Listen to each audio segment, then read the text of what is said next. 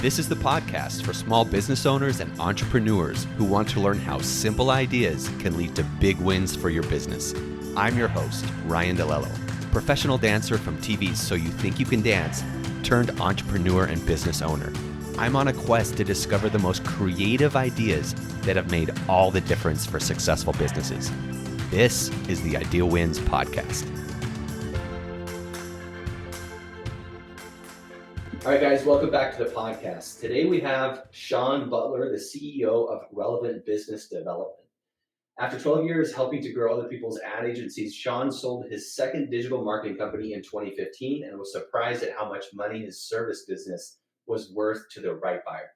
Inspired to share his story, Sean wrote the Amazon best-selling book, Automatic Exit: Turn Your Service Business into a Sellable Asset.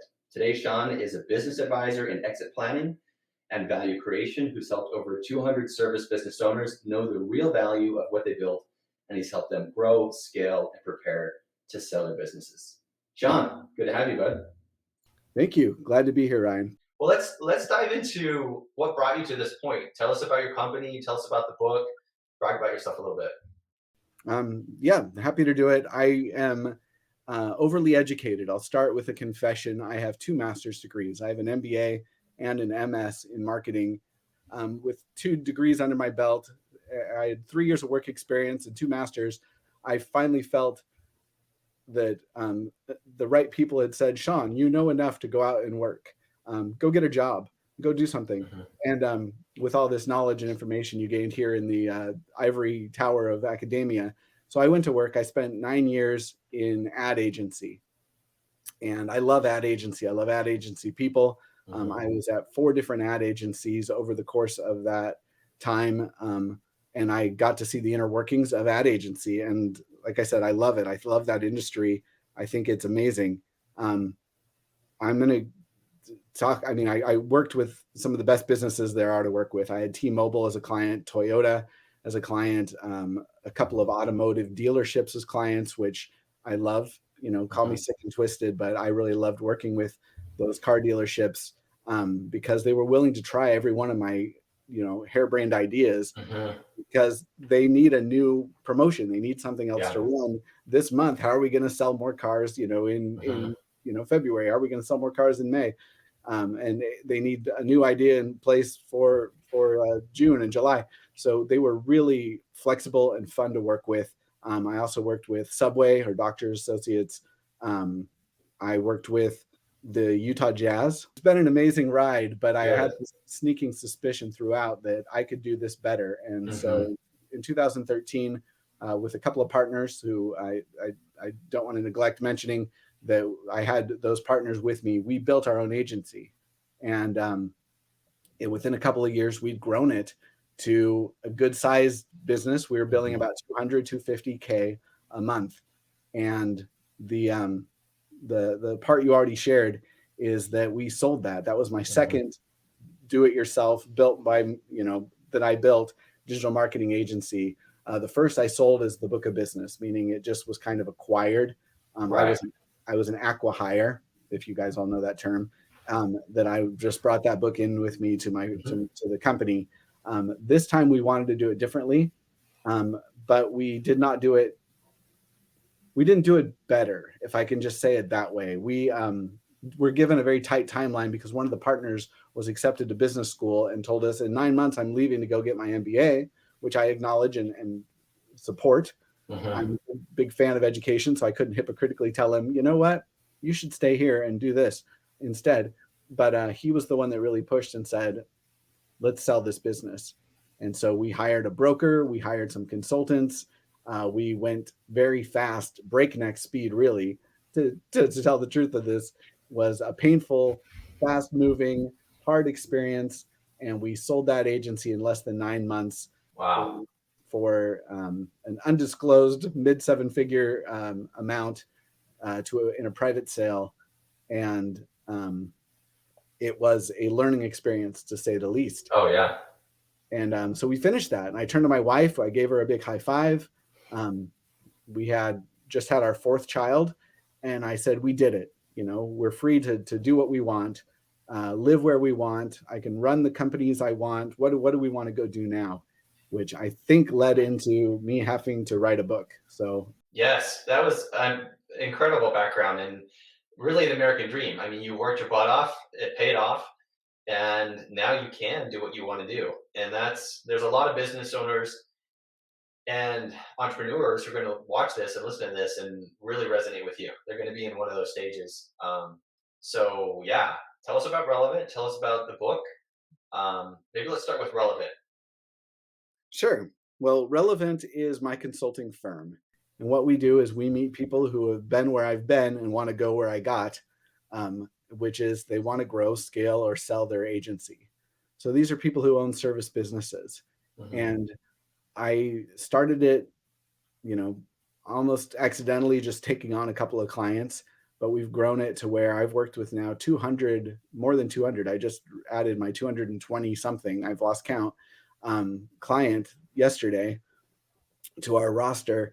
And what I know is agency owners are amazing people who have ambition and they have passion and they have a desire inside to help their clients to make a difference in the world. Mm-hmm. And those are my people. I get them. But here's what's hard. I've talked to a lot of agency owners, guys that I respect and admire and love that are, in their 40s, 50s, 60s, pushing 70. And a lot of them are saying the same thing, Ryan. They're saying, we did it. It was a good run.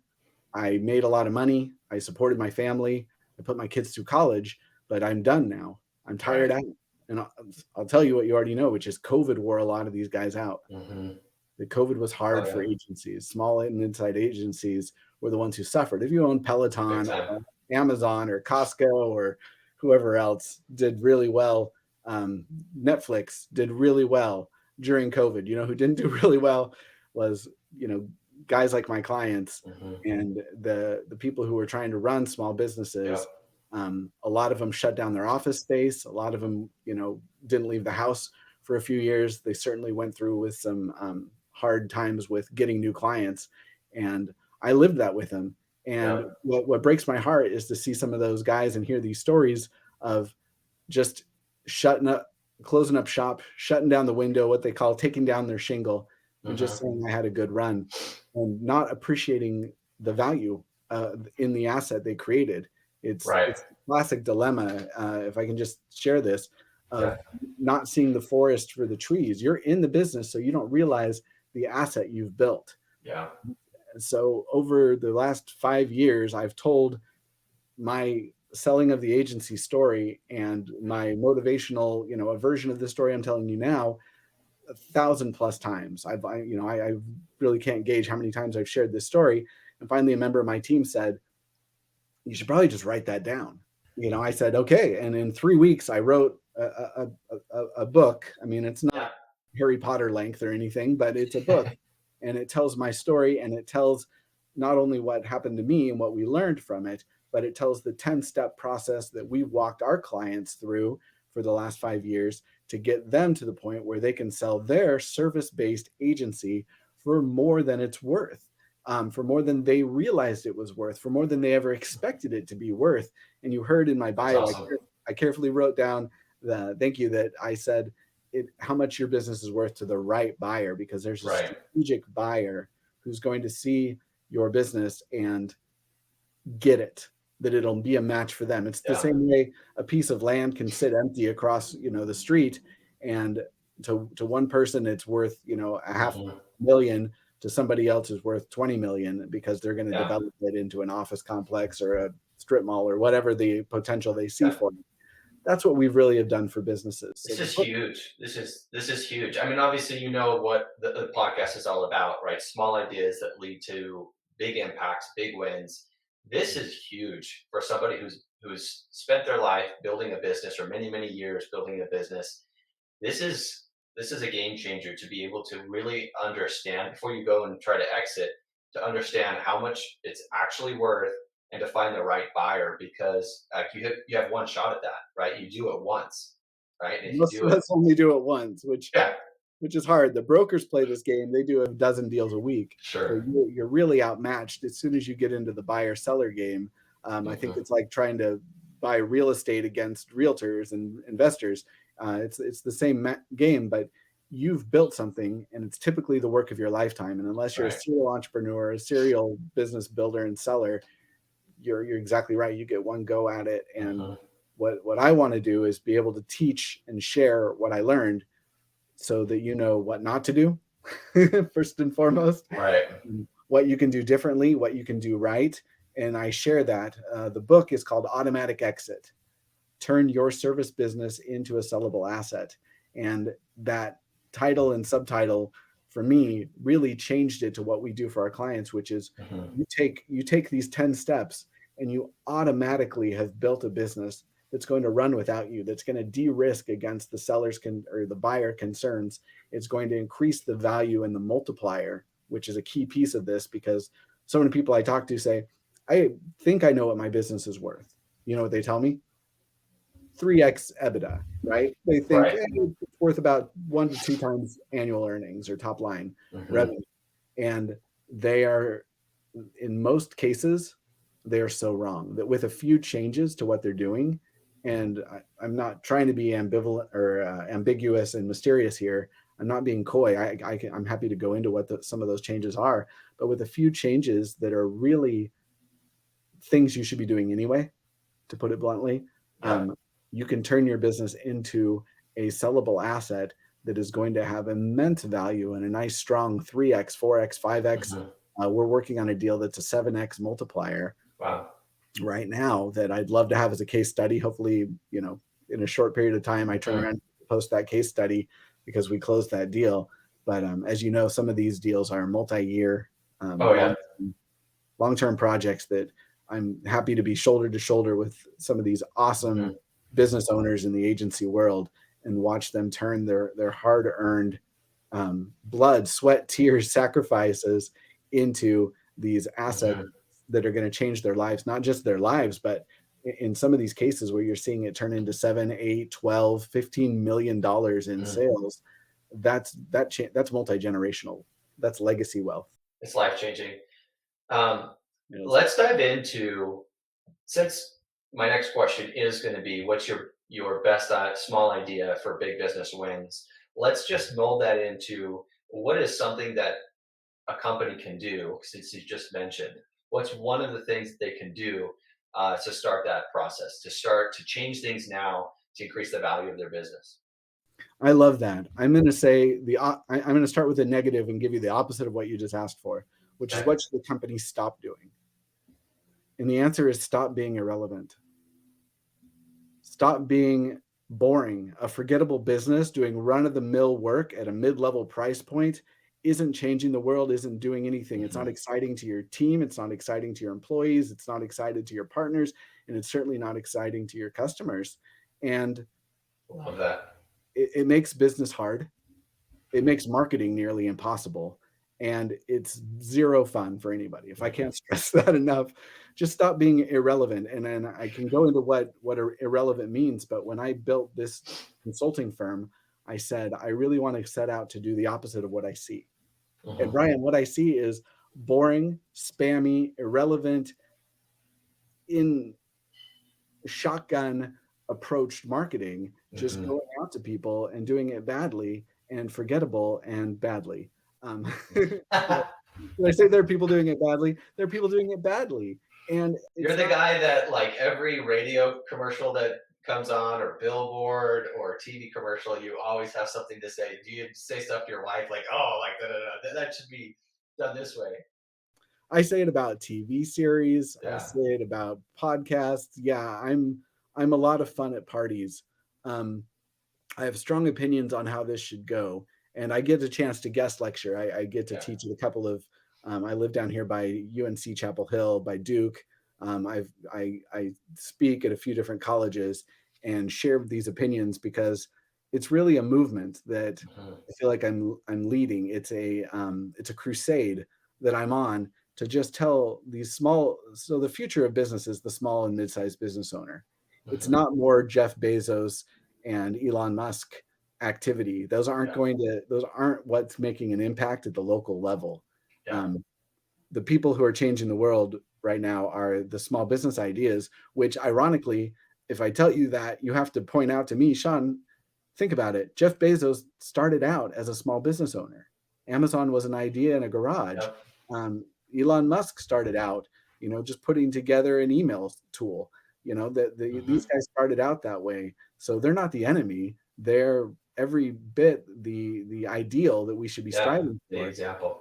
the example that we should be following. So study their lives, study their careers, read their stuff. I read a book by the recently passed CEO of I just blanked on his name. Zappos.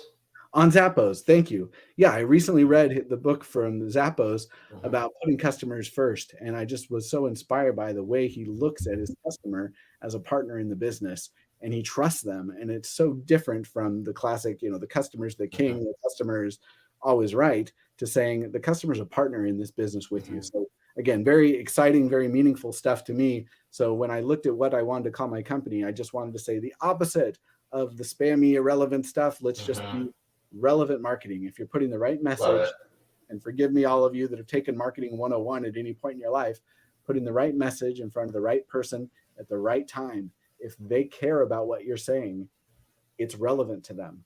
Yeah. That is good marketing. Do something great. The steps are simple. Be meaningful. Be the best in the world at something that's specific and valuable, and it makes your whole business relevant and profitable, and above all, successful. I love that. Totally 100% aligned with what you're saying, and I've lived it. When you actually find what you stand for, the right client that you serve, what's important to them, and you can then get that in front of them and speak to them, it's everything. So you have the book. Everybody who's listening to this needs to go get the book right now. Automatic Exit: Turn Your Service Business into a Best-Selling Asset, into a sellable asset. Such a good name. It tells you everything you need in the book. And I actually own automaticexitbook.com. So you can go there and see where it's distributed, get your copy from all the places. I'd love more people reading that. Pass it to your friends who own a business.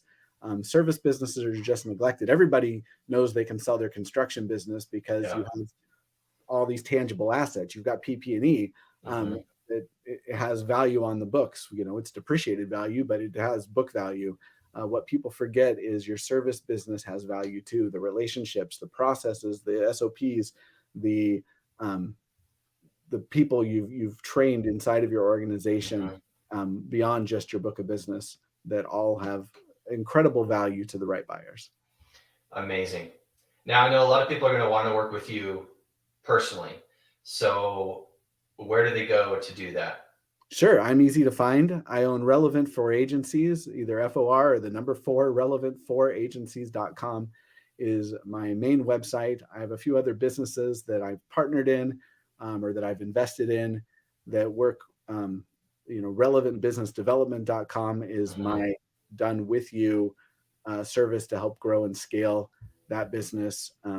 It's the best in the business at what it does. But you can find me on all socials at Relevant for You. So on Twitter, Instagram, Relevant for You, and Relevant for You is just my catch-all because I look, and there's been a lot of businesses we've been able to help. We're working with politicians, with lobbyists, with realtors. I have a whole Relevant for Nonprofits is one of the things we started during COVID, just to help with a lot of fundraising and partnership generation for nonprofits who are not naturally good at marketing stuff. Right.